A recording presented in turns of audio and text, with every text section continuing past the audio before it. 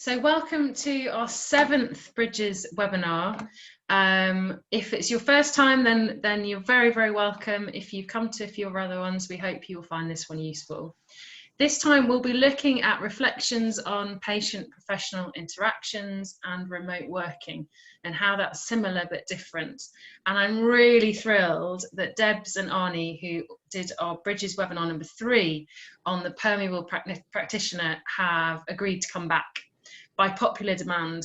I have a bit of a disclaimer because when we were putting this together, we were hoping to get a patient who'd gone through being in a remote consultation on the webinar with us, but we don't have one. We do have Scott and Evie who both bring that patient voice, and we've spoken to a few patients, but hopefully you're not here under too many false pretenses. So we have Debs and Arnie. Before I hand over to them, just a few process pointers. As always, please mute your mic. We are recording the session, so if you've got any friends or colleagues who couldn't make it, then it will be available on our YouTube channel. Please do open the chat window and arrange your screen layout. So you're probably best with it in speaker view, not in gallery view. Have the chat window open, put down your thoughts, comments, questions as we go through. Feedback, continue to give us feedback. It's still an ongoing new process for us. You can email us or put stuff in the chat window. A plug for our Facebook page. It's called Bridges Self-Management Community, and it's another place for us all to connect as a community of practice. We'll have a roughly 30 minutes presentation and then about half an hour for discussion afterwards. Before we get started, can you just put one word in the chat window for how you're feeling or for what's going on for you, where you are right now? And I can never see it. So Fiona, can you read those out for me? What are people writing up this evening? You're muted. Yeah, I was just writing my own word. I'm going to say I'm admitting, which you're admitting. I'm actually admitting people at the moment. Okay, Arnie says you're a bit nervous. No need to be nervous. We've heard you. Hi, yeah, lots of people saying good evening, happy, chilled. Wow, this is good. Eating. Nice one. Oh, I can see them now. Exhausted, tired, excited, keen. Nervous, exhausted. So yeah. Lots of exhausted. Very similar to a lot of other weeks that we've had. And Inspired has just facilitated a Knowledge Zone 2 workshop, which was inspiring. Hi, Sonia from New Zealand. That's incredible. That was really lovely to see you. Fantastic. Gosh, that was amazing. Okay, so without further ado, I'm going to stop sharing my screen and I will hand over to the wonderful Debs and Arnie. Thanks, Katie. Sorry, I've missed a bit. Oh, I'm really sorry. My next job was to set the scene. So in preparation for the webinar, we've been speaking to various clinicians to get a sense for what's going on for you right now on the ground. The main themes that came up were the personal nature of judging risk and changes as time goes on. So a sense that at the beginning of the lockdown period, many patients were quite happy not to have visits because they didn't want to be put at risk, they didn't want to put therapists at risk, but now that's changed as time's gone on.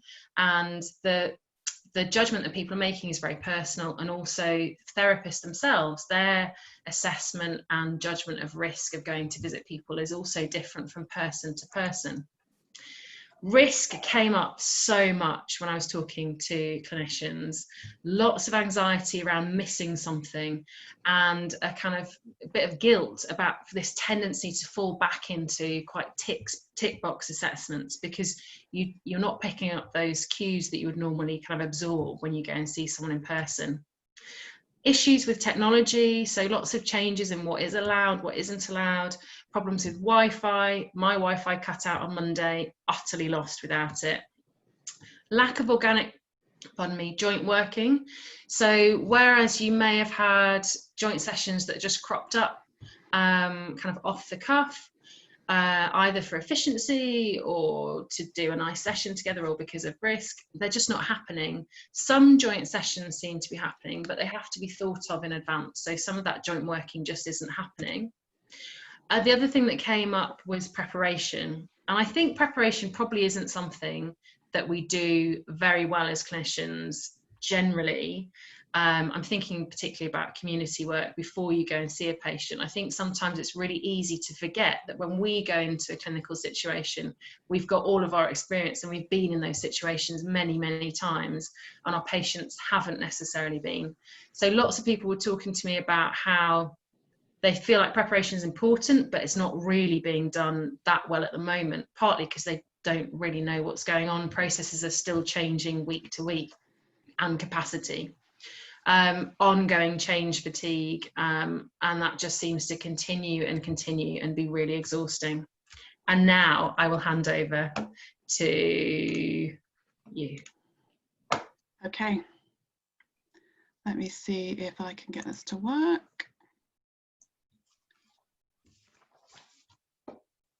Okay, hopefully everyone can see that. Can you see that? Yep, okay, good. So, so first of all, thanks for inviting us back, I think. And we'll just say, many of you have heard us speak at the previous webinar, but Arnie and I just give you a little bit of context of who we are. I am an Associate Professor and Director of Workforce Development at Kingston and St George's University of London. I have come to education a bit later in my career after having been a clinician and worked in leadership in the health service, and have recently finished a PhD looking at supervision for allied health professions. And it's often in that context that Arnie and I have had discussions over the last few years and have been working together. So Arnie, do you want to say a little bit about yourself? Yeah, hi, so my name's Arnie Pontus. I'm a physiotherapist and I work in London with older adults in the community. And my job title is a clinical team leader, although I don't actually lead, or I'm not supposed to lead any team, I'm supposed to provide sort of clinical leadership. But during kind of COVID, I've kind of stepped into more of a management role. So I suppose it's a bit of a disclaimer to say I'm new to management, and this is me sort of sharing some of my thoughts about that and experiences as well. Thanks, Arnie. So I'm grateful to Arnie because she talked herself out of this webinar and then talked herself back into it. So we're very, very pleased to have her with us. So what our friends at Bridges have asked us to do is to share some observations and reflections on working remotely in healthcare from our perspectives. So our perspectives as educators, supervisors and managers, and not as billed in some of the Twitter sort of preamble, a patient perspective, although we were just discussing before the webinar started that we're probably not alone in having had our own first-hand experiences of remote consultations from a patient perspective too during COVID. I'm not suggesting that that's quite the same, but we're all patients as well. And that's probably quite a useful thing to hang on to, is thinking about, if I was on the other end of this call, what might I like to be happening? How would I like it to be going? So we're going to talk about the impact of our own and others' pre-existing assumptions. We're going to talk about getting to grips with new stuff and ways of doing the more familiar stuff in new ways. The complications of tech failures and not being face-to-face, recognising the need to experiment, perhaps not just with what new ways of doing things, but new ways of being. And I think one of the things that we are slightly in danger of doing is trying not to lose all the valuable pre-COVID ways of doing and being that we've spent quite a lot of time perfecting. Then we want to spend some time hearing what you think, and then we have prepared some hints and tips and some possible experiments which hopefully will answer some of the questions that might be raised in the middle section. So that's the shape of things. So pre-existing assumptions, and I noticed a couple of people on the call who are fellow personal construct psychology fans, this idea that we anticipate events based on our previous experiences and events that are familiar to us.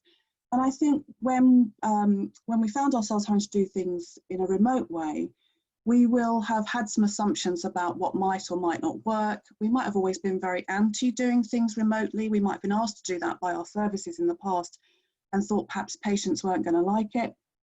that we weren't going to like it. Well, and those assumptions now, I think, are playing out in expected and unexpected ways. It's probably worth reflecting on how they've played out in expected and unexpected ways, because some of our assumptions will have been reinforced. But I imagine, and talking from my own experience from an education perspective, there have been surprises along the way, both good and less good.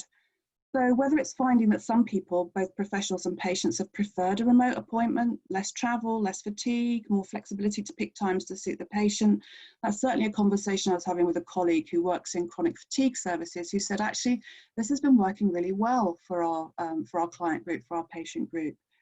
And particular challenges perhaps for those with cognitive or communication impairments and disability, although for others, some of the focus on a slightly more socially distanced interaction might have been really liberating, and we might have found surprises in that regard. Maybe where English is not the first language, that's certainly a conversation I was having with a friend of mine who's a surgeon in the north of England, who said it's been so complicated doing these sort of three-way consultations and getting the sort of translation to work smoothly. And just challenges, practical challenges about finding quiet spaces and private spaces to engage from. But I think there have also been collateral benefits, and that's why Captain Tom's up here. And Arnie, I think you've got a lovely example that draws on that. Yeah, so within our service, we were kind of quite worried about our patients to begin with, about we're not seeing them, what are they going to do without us? We run all these exercise classes in different groups, so say like dementia and hand therapy and all sorts of different things. And there's this real concern about what are they going to do without us? How are they going to cope? And then interestingly, when we sort of phoned some of the patients and asked them how they're doing, a lot of them said, oh, do you know what? I'm actually doing really well. My family have really stepped up. They're supporting me a lot more than they ever have done in the past. They said things like, oh, I've been watching that Captain Tom and I've been watching him doing his laps every day. And actually I've started doing the same. And they're really inspired by him. And they were basically saying to one of my teams, we don't need you anymore. Like, we're okay, which is really interesting for the therapist to then hear that and then questioning themselves and thinking, who needed who more, and what was I doing in that situation? And maybe was I enabling that patient to become reliant on us and to come into the centre and to have a nice cup of tea and a chat and do some exercises, whereas actually they could be doing that, they could be empowered to do that themselves in the community. Interesting. Yeah. And some of the other assumptions that were made where it was about, older people might not have access to the technology. And so when we started, we then thought, well, actually, let's test that assumption. And when we started phoning people, they didn't necessarily, they had phones and they had TVs that they might be able to access YouTube or something, but they didn't have like video technology that we thought they might do. And so that then kind of left us in a bit of a situation where we could only do phone consultations, which we'll talk about later, but actually you can't see someone, you're only reliant on the sort of phone conversation makes things, a lot more challenging. Yeah, so it sounds like you've had some just your comment earlier about who was dependent on who. It's almost like some of our patients have been discharging us. Yeah, completely. Yeah, and I think what we said at the beginning about at the beginning patients don't want to see us, and because they were worried about the risk of us coming to their homes. And actually it was really interesting because some patients were saying, no, I really want you to, I really still want to come into the centre, or I really want you to come and see me because I've got nobody else. Kind of had this real difference across the board between people that were desperate for us to come out, but we were saying, actually, no, we can't because you don't fit into that urgent essential criteria. And other patients going, nah, I don't need you, bye, discharge me, I'm never coming back. And walking off into the sunset. So challenging for us because we are all old clinical dogs here, and we're having to get to grips with new tricks. And it sounds like there's not only are we getting to grips with the new tech, but there's not going to be a one size fits all solution for our patients and our client groups. So, I think it's important for us to acknowledge that anxiety about using unfamiliar tech and the added practice burden that brings with it. Not just for ourselves, but also for patients and the communities who are already navigating a lot of burden already, that life is already challenging enough, and now we're adding something new into the mix. And you've already mentioned, Arnie, those people who are maybe constrained by tech poverty. and those with limited access, and how do we now recognise, and how we are sort of adding these new hard to reach populations and these markers of disadvantage into our awareness as practitioners, whether that's now creating a new layer of discrimination. So how are we capturing that in our existing processes and systems, and how are we monitoring it, and what reasonable adjustments can we be making? I think those are all quite important things for us to be doing overtly. Do you have any things you want to add in there, Arnie? Yeah, I think the thing that kind of I had therapists coming to me saying, this patient isn't urgent essential, but I can do a phone consultation. But then they were like, I don't know what I can do. Like, well, how do I assess them when I can't see them? Or how can I prescribe exercises or know what they're like if I can't see them? And actually, as their sort of manager at the time, turning around and saying, well, actually, I've never done it either. So a lot of it was that assumption that, well, you're of that banding, therefore you should know the answers. And then me going, no, I don't, but we can sit down and we can work it out together. And trying to work out, if you ask a patient, can you stand up from your chair? Are you using your hands? Are you using your arms to push up? Then being able to gauge, okay, well, you can do a sit to stand. Okay, do you need help with that? How steady do you feel doing that? And trying to problem solve those sort of assessments. And because something important there about the awareness sharing that we talked about in the previous webinar. Yeah. Not keeping that awareness and that concern about your uncertainties to yourself. Yeah. I mean, I hope they found that helpful, rather than thinking, oh no, she hasn't got a clue what she's doing. Yeah, and also, the kind of safety concerns that were there about, okay, well, what if the patient falls and I'm on the phone to them? Which when you're in the patient's house, although that is a concern, it's not so much of a concern because you can see and you can tell what's happening and you might be able to intervene before that happens. But there was a real concern also about, what about my professional registration? Am I allowed to do this? Is this okay for me to do a remote consultation? Am I covered by the CSP or whichever college it was to do that? Like, am I legally allowed to do it? So there's lots of interesting things that were kind of thrown up at the beginning about that remote working and remote consultation. So that prompts me about something we spoke about when we were putting these thoughts together, about how there's a feeling that we're right at the brink of what we can do remotely. But I think there's something we sometimes forget about when we're doing something new in practice, which is there are times in familiar practice when we feel at the brink of what we're doing and the brink of our skill set and the brink of what we can offer. And it might be worth reflecting on those moments and thinking, how do I manage those in familiar circumstances, and what could I apply now that circumstances are different? So next slide, it's not changing. Come on, Debs, you can do it. There we go. So the other thing is about the communication stuff and how the line is always dropping out, or we worry about the line dropping out, or the video freezing, or not being able to change the slide. So will the tech hold up? And there's something about how we cope with those delays and pauses, and the added complexity of how we cope with those delays and pauses and how we manage them when we might be working with someone who is struggling with their communication in normal circumstances too. So there is something about coping with that silence and how we maybe prepare for that, which we'll talk about a little bit later. So I think also there's some challenges about how we create rapport in this context. And again, we'll pick up with that a little bit more when we talk about the hints and tips later. Arnie, have you got any thoughts there that you wanted to add in?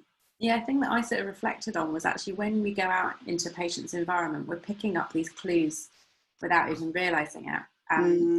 You kind of driving down their road or walking down their road, you're kind of looking at the types of houses in a way, you're looking at, is it a flat, is it a house, can they do the stairs? You're thinking about that almost subconsciously before the patient even answers the door.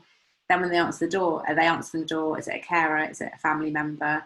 Do they have a key safe? When you go into the environment, you're sort of thinking, is it cluttered? Is it neat and tidy? Are there any sort of odd smells? Like your assessment starts before you even start that conversation in a way. Yeah. But on the phone, you're just sort of immediately in their house on the phone without any other clues. So that kind of how you how you build rapport. And often, you know, when I go into patients' houses, I comment on things like, oh, you know, these are really nice photos, can you tell me who's in them? And you kind of can have a bit of a chat. Whereas remotely, there aren't those same cues to kind of hook into to then develop that rapport and have that sort of connection. And it feels a lot more, or can feel a lot more tick boxy, like you've got your assessment and you must just answer all the questions.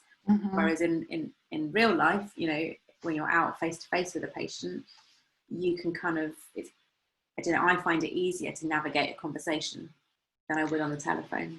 So we're actually having to work out new ways of being, aren't we? We're used to being a professional in a particular sort of way, and we're used to drawing on well-learned ways of being in practice. And now it's as if both our professional veneer has been dislodged a bit, but also all that other socio-cultural stuff that we rely on to make the glue that makes our clinical interaction complete, really. I think there's also something about how very often it strikes me that we might be on our 5th or 6th consultation of the day, and for that individual, that might be the one interaction they've been waiting for all week. And it's how do we ensure we are being authentic and really present for each of those interactions, which I think is a challenge too. I know you were thinking as well in terms of new ways of being about risk, Arnie. Is there something you wanted to say at this point on that? Yeah, so it's kind of about how are you managing that risk, how are you kind of, because if you can't see the patient, or even if you can see the patient but it's a limited kind of view, sounds terrible, but how do you know you can believe what they're saying? Because often we would do, you know, triaging beforehand on the telephone. We'd get an idea of a picture of what the patient's like, and then you get out there and it's completely different to what they've said on the telephone. So a lot of our clinicians kind of had that worry of, well, they're telling me this, but I know historically that can sometimes be inaccurate, not through the patient's, you know, through any fault or anything like that, but just their interpretation of how they are. They're like, oh, I'm fine, I'm coping, everything's okay. When you get out there, you know, there's, you know, they're completely bedbound, or there's feces on the floor, or, you know, all sorts of crazy things that we walk into. So a lot of therapists were kind of quite concerned about that. And then if you start sort of asking questions that would give you some of those answers, it can seem like that you don't trust them. And then that isn't very good for that kind of rapport building, because then they're like, well, you don't believe me, like, how dare you? Which is fair enough, really. Yeah, really challenging.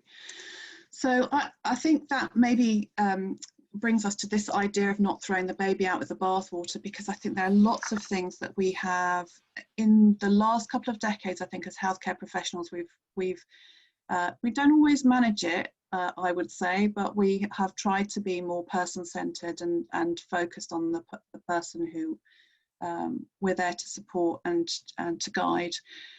And to help navigate with their concerns and challenges. But I sort of feel like we're so preoccupied often at the moment with all these other factors, like how am I managing the risk, how am I managing the tech? We've almost ended up being more focused on ourselves as professionals again. And some of that stuff that we had started to do more seamlessly, like making changes to our approaches to goals, checking in with people, what they're hoping to get from the appointment.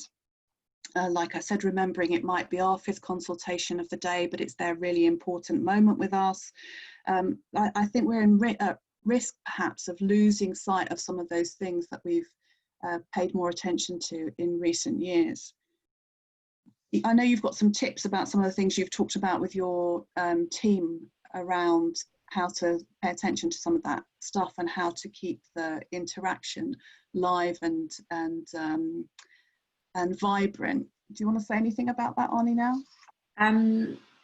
Yeah, I think I was going to talk about something a bit different, but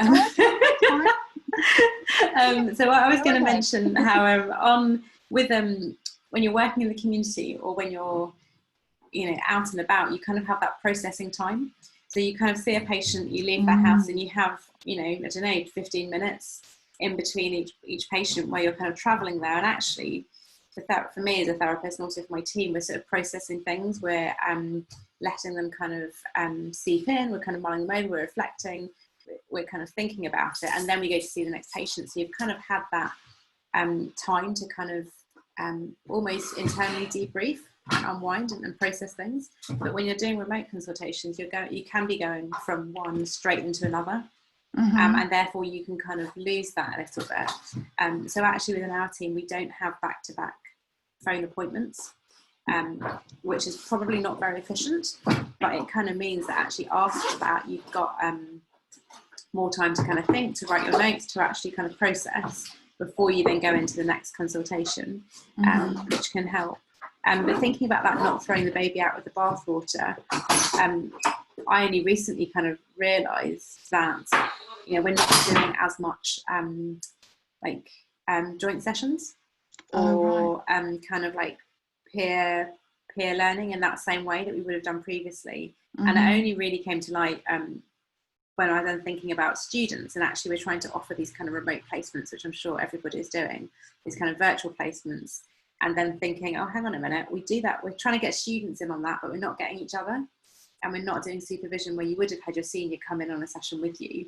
We're not doing that in the same way with the phone consultations, which is probably something we need to start thinking about doing. That's a nice example of how the new things we're throwing into the mix are making us lose sight of some of the things that we've been doing without really thinking about them before. So some of our taken for granted practices that were really good parts of our practice getting lost at this point in time. Yeah, and what we do have, we have sort of clinical reasoning sessions and case studies where people can bring, and we have that once a week where people come and talk about the cases that they're people that they're kind of seeing or speaking to. And so we still have that, but in a way, because we're still doing face-to-face visits and the patients are deemed to be more complex, those conversations tend to be about those patients and not so much about the phone consultations, because they're with patients that we would have seen normally. And are therefore less complex, but we're probably missing quite a bit because we're not assessing them in the same way that we did previously. Shall we open it up and see what comments and thoughts, if people think we're barking up the wrong tree here or having completely different experiences to them? Yeah, sounds good. Okay, I'll stop sharing my screen so we can see people, and then we can reshare when we get to the hints and tips. Thanks, so we have about 10-15 minutes. Yeah, how long do you want for your last bit? About 10 or 15 minutes. Yeah, 10-15, yeah, something like that. Perfect. Okay. We've actually Jill Main, who's on the webinar tonight, she's been on, I think you've done most of them, Jill, but she mentioned a tool that her team has pulled together, which helps people manage the risk. And I just wondered if it would be useful for Jill to just share that experience, which sounds brilliant. Yeah, we were talking about. So Jill, are you able to unmute and tell us a bit more? Hi everyone.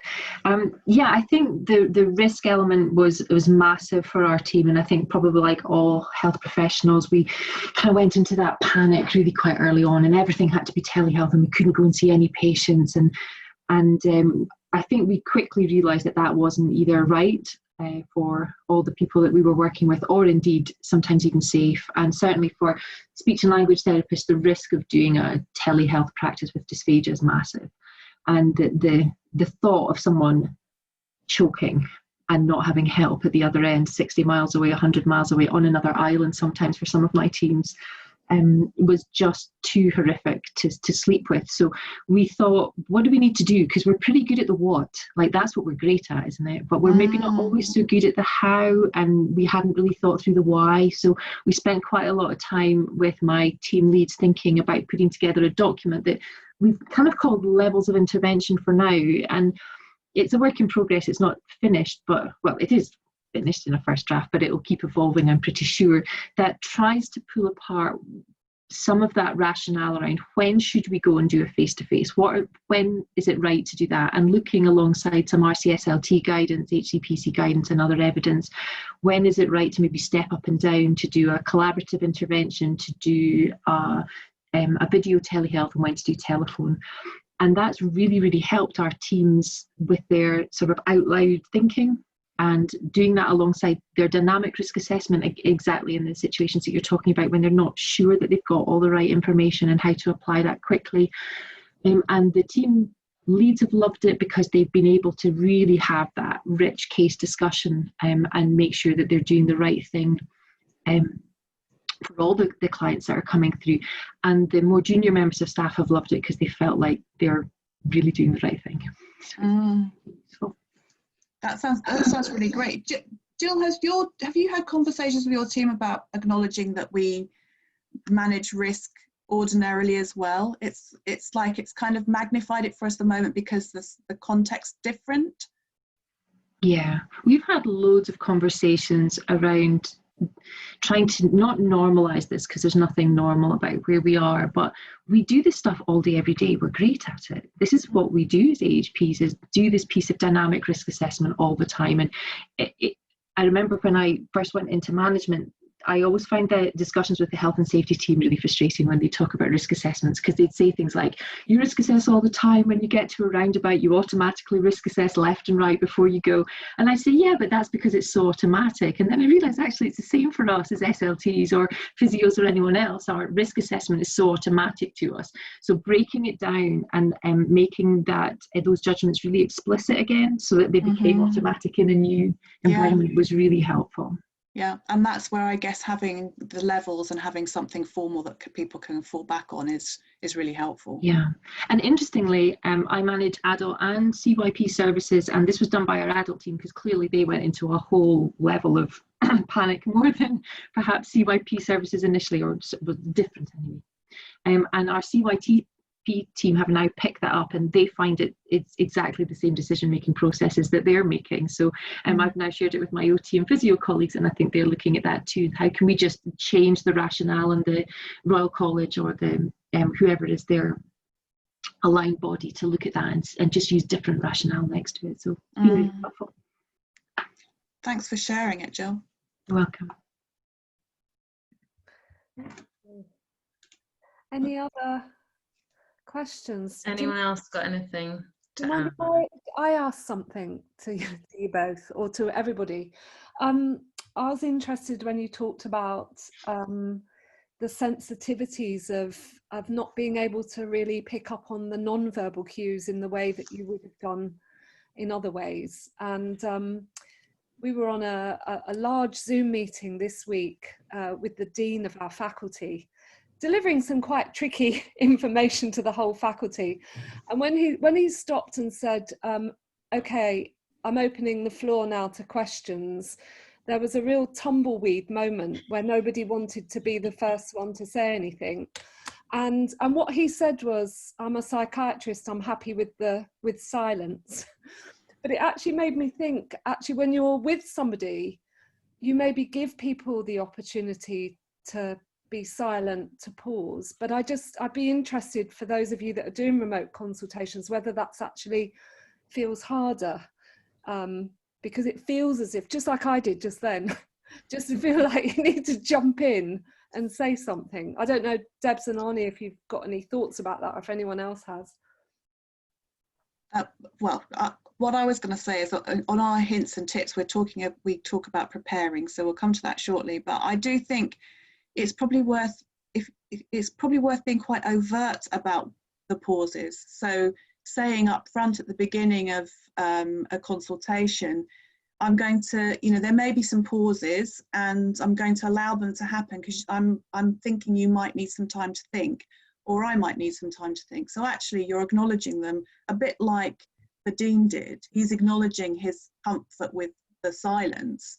And it might be important to do that because you can't acknowledge, if you were face to face, you might be nodding or smiling or, reading the situation, but you can't, because you can't do that. Maybe you just have to be that more overt about it. But others might have more magic than that to suggest.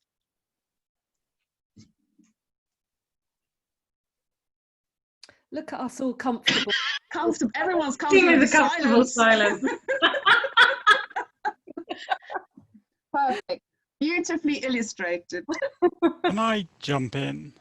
Please. Go on, Scott. So for me, as someone So for anyone that doesn't know me, I'm blind. So for me, this is I'm having to deal with with non-verbal cues all the time. So this is something that I do a lot, and I'll often, particularly when I'm meeting like a healthcare practitioner that I've never met before, I will often say to them, like, you know, because I can't see what you're doing, I need you to be quite explicit about anything that you're not saying to me. So for instance, if you go to make a hand gesture and it's not for you it's a very automatic thing, but for me I can't see it. So can you try and think about things that you would do automatically? So it's really trying to kind of process those things and kind of put yourself in a different frame of mind, and it does become a bit more of an automatic process. But for me, so I've kind of had to put myself in that mindset as well of having to say, you know, I can't, can you, so I can kind of sense that people are doing something, but I can't see it, so I'm having to prompt them. But it's really useful to then also for like healthcare practitioners to kind of catch themselves when they you know, maybe want to express something that would normally be visual, or and they need to express in the verbal.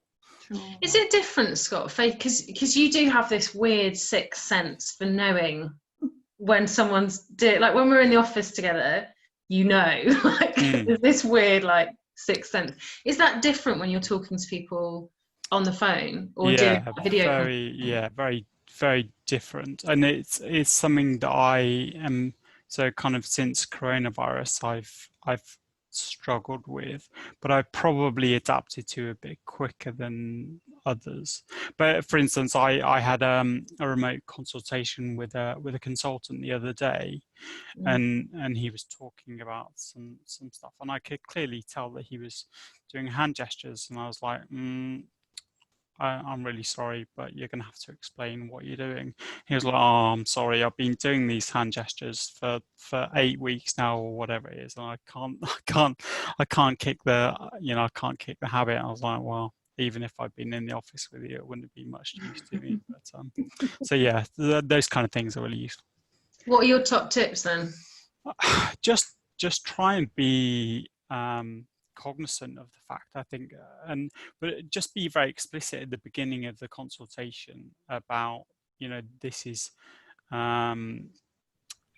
perhaps how things are going to work, and yeah, you know, this is, yeah. So yeah, just trying to explain things a bit more. I mean, communication is key, really. I think there's something as well. I think that's really interesting, Scott, that idea of just being upfront at the beginning of a call or the beginning of the consultation. I actually think sometimes as health professionals, we're not all that good at doing that, even when we're face to face. I think we leap in, we know what we're there to do and what we think we're, you know, what's expected of us. But I actually think we don't even pay attention to that sometimes when we're face to face, because we're in our zone and not necessarily in the patient's shoes at that moment. It prompts me as well to mention something that we talked about just ahead of the call when we were gathering just before everyone else joined us. And it's this almost like a search we're feeling to answer questions about how to do this right and how to do it properly. And I think I'm going to propose that maybe what that's revealing is our very ingrained professional desire to fix things. So I think this desire to get into, we're sort of trying to get into Fixit mode instead of facilitating mode. And that's actually at the core of person-centeredness, this idea of not the professional not being in Fixit mode, but being in more facilitative mode. So I wonder if the uncertainties we're experiencing, I think there's a real sense that there should have more certainty than is ever feasible. And the corona thing has really elevated our awareness of that, but also it's kind of unmasked our Fixit desires. Evie, you wanted to add something. What did you want to say? You're muted. You're muted, Evie. That's it. It was just to what Scott was saying, just to add for those tips, if it's any helpful. When I was having consultations face to face, normally I would struggle anyway. I'm not English, but I think my English was sufficient enough to get by. But so the language was always very important. So it's not your medical language, but it's actually patient-friendly language. And I think that's going to be even more important now if it's video or just on a phone, that we really understand what you need from us and what you're trying to explain to us. So even more to know that what you're saying to us, we will understand you, what you need. And also be, I think, again, giving us a permission to ask you if we don't understand something, making sure that if I'm not being clear, please stop me at any time. And I think that's really big, because I struggle with that even in normal face-to-face. I would be nodding before I learned that I can actually stop and say, actually, this doesn't make sense. I have no idea. So if you maybe stress out, if I don't make sense, if something is unclear, stop me, feel free to interrupt me. You can agree on a signal or make a note, and then we'll get back to it, or some way of communication. And also maybe I think what might be helpful, if it's someone completely new, then you might let them know, okay, this is a new thing for you, we will find a way together. But if you know that maybe someone already had a consultation, maybe worth asking at the beginning or before in part of preparation to what worked for you in a previous consult. Is there something that you really liked about it, so we can carry on doing it the way that actually worked for you, rather than introducing to new way of, I don't know, do I make sense? So almost asking patients that you have had a remote consultation with what their tips would be for other patients. Or themselves, I'm going to contact you, or today we are here, I know you had other, you know, was there something that you really enjoyed, what worked for you? We can do the same thing because it worked. If it didn't, or if there is nothing, let's do it our way and see how it goes throughout and keep checking in. I don't know, does it make sense? Yeah, and I think that fits very much with the kind of very iterative cycle of like trying something out, testing it, having a look what works, and refining it as you go forward. And I think we understand as well, I know I shouldn't be saying we, but I have lots of friends who are going through traumatic injuries mainly though, but they are having remote consultations, and I just lost what I wanted to say. Damn it, and it was really Maybe good. it'll come back. It'll come back. Well, Evie, while you're thinking, can I just, there's a couple of really, well, lots of the points that have been made on the chat are really, I think, are really helpful for us to think about. So, Tess, shall I put the screen back up while you're going through those? Yeah, lovely, Deb, thanks. So, Tess, you said, I love the idea of sitting down as a team to work out what our questions would be in sessions and what we need to strengthen as a team to get the best out of our session. So it sort of strikes me as it's almost a sort of a resetting in terms of, you know, how we do these remote consultations. And I just thought it might be useful for people to revisit the LEARN acronym that we did and put into a little film, because that's from right at the start of the pandemic. We all thought and collectively designed this way to interact. So just to remind people again about that film, we can send that out to people. Put that link in. And then actually, Kate, that's a really great point. Thank you for your input on the chat. So you say, I think there's been a shift from fixer to facilitator. I think that should be the title of a paper or the next next webinar. Fixer to facilitator. And I think patients are perhaps feeling more able or enabled to self-manage. And I think I'm really, really good to hear that in a way, because that was what we were also hearing from the people that we interviewed. And that's definitely come through with some of the films that Evie and Scott and Claire have been doing. They realise that they can, and that's been great. They only need us now to support and facilitate rather than to step in and solve. So that's why I think Arnie's example of the, you know, the Captain Tom analogy of actually people I've got more facilitated or been facilitated by Captain Tom rather than any rehab they've had in the past. And I'm sure that's not the case, but it's a useful thing to remember. So thank you. Thanks for that feedback on the chat. Back to you, Deb. Okay, so we'll move into some hints and tips, some of which you've stolen our thunder on. But Arnie, I put this slide together after you said something yesterday when we were having a little bit of a rehearsal. Do you want to say something about it? Yeah, so with the kind of remote working, I think at the beginning, most people kind of thought, oh, it's okay, this is only going to be a short-term thing. We're not going to have to work like this forever. And then the feeling that's it's kind of sinking in, that sinking feeling and sinking in that this is actually going to be around for quite a while, that we're not going to go back to how we worked previously for quite a while now. And I suppose then that kind of then gets you thinking, okay, well, if we're here for a while, then we better get good at this.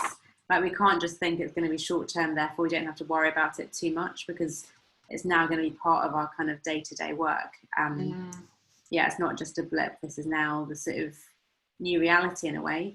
And also, I suppose there are lots of services that are going to be changed forever. Say like the kind of GP practices, actually, they've come up with a new slogan in our borough, which is talk before you walk, which is basically saying, like, we'll do a phone consultation before you walk in and see us. And that's not just for COVID, that's now just a new thing that they're saying, well, actually, we can work a lot more efficiently this way.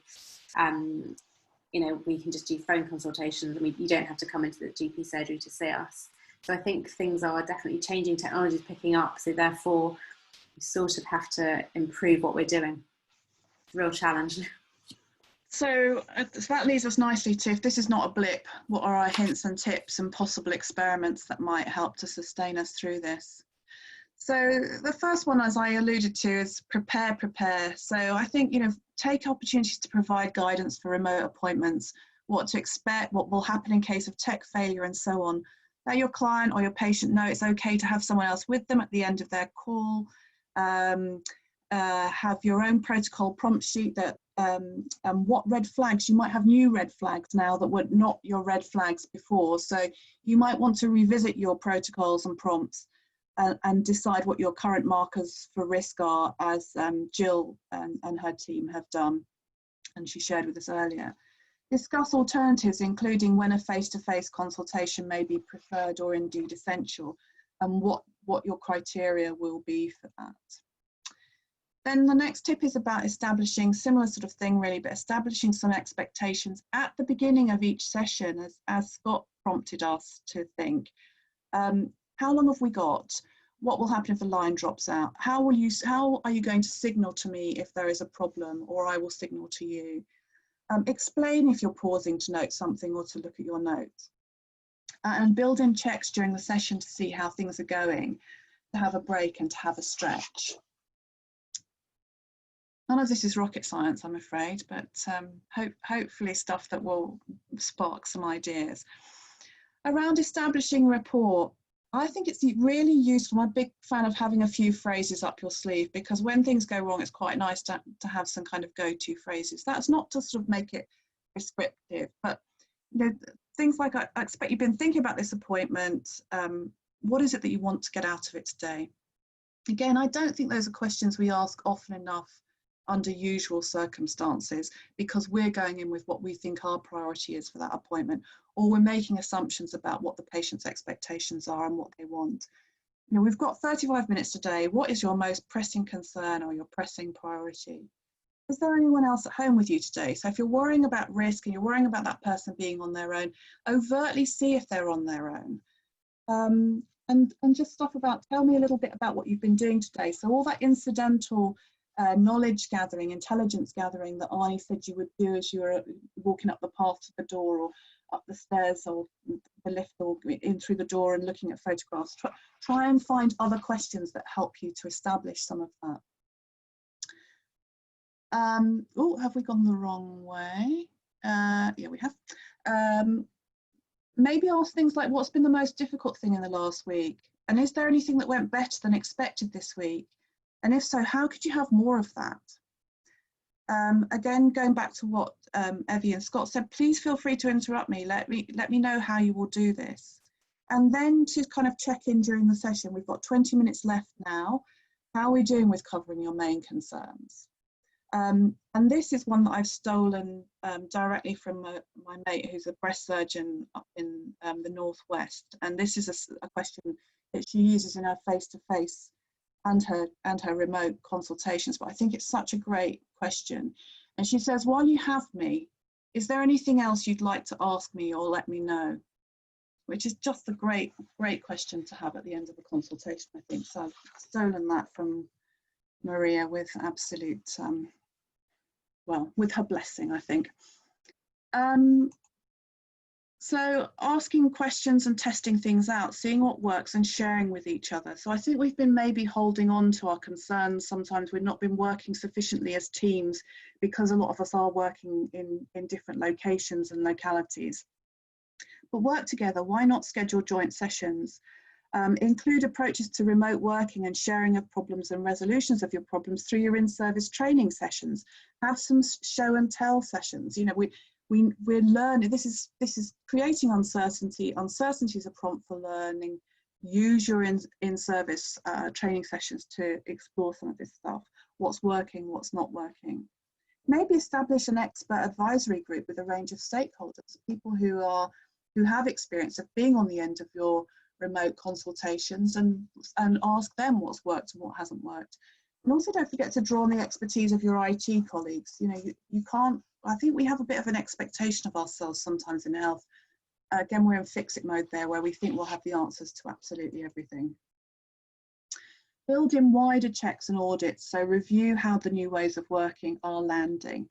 There may not have been time to plan and test out as we implemented stuff at the outset of the crisis, but you can adopt something like a PDSA cycle now to capture and sustain what is working well, and to modify and refine what is working less well. And again, how could you use, and think back to the earlier webinars about co-production and co-design, how could you continue to review with your stakeholders and advisory group? And then finally, look after yourself and your colleagues. Acknowledge uncertainty and anxiety. We are all feeling this. And remember, we encounter it in the course of our usual practice too. What sorts of things help us to navigate or to resolve our uncertainty in usual practice? Is it knowledge? Is it skills? Is it familiarity with the context? Is it the team around us? Is it equipment? Is it trusted colleagues? Is it opportunities to share uncertainty and anxiety safely? How can we build some of these helpful things into our remote working and our new ways of working? And how can we build on the transferable stuff? So we can't eliminate all uncertainty or anxiety in our usual practice. I think it's important to remind ourselves about that. So we're certainly not going to eliminate it remotely either. Don't lose sight of the importance of providing opportunities for colleagues to share uncertainties and encourage them to do this.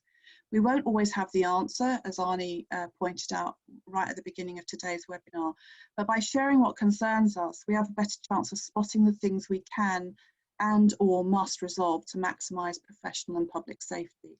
Don't lose sight of this, because the supported workforce is the best bet for public safety. And I'm sure you'd all be a bit disappointed if I didn't say something to remind you about being a permeable practitioner, because I think you really, really need these behaviours and characteristics in buckets now. So awareness of self, your awareness of and for others, sharing that awareness, seeking feedback, being open to alternatives, being critical of the alternatives, working out which ones have good fit and which ones fit less well, but ultimately being willing to change and adopting a learning disposition. So keep experimenting and be kind to yourselves. Thank you so much. Really appreciate you guys agreeing to help lead that. That's all we've got, unless there's any final comments. We really appreciate you using your time this evening to join us. Our next webinar will be in 3 weeks. It'll be on the 26th of August, and it's a bit of a different format. We're going to look at health equalities on the back of the Black Lives Matter campaign. So we're going to have a panel discussion, and we'll release who the speakers will be. Hopefully next week we'll have those confirmed for you. Again, it will be about an hour. So we really hope that you can join us for that one. Evie? Sorry guys, I remembered and I really want to share this with you. All my friends that I spoke to that are receiving those remote consultations, and some of them were therapists they know or knew prior to operations and everything. Some of them were new therapists. They had to get in touch via video calls and it was a completely new injuries for them, etc. They all are aware that this is a new thing, not only for them, but for you too. Some of them, I have to say, they did expect at the very beginning, like, well, they should know, you know, they had 4 months of COVID to work these things out.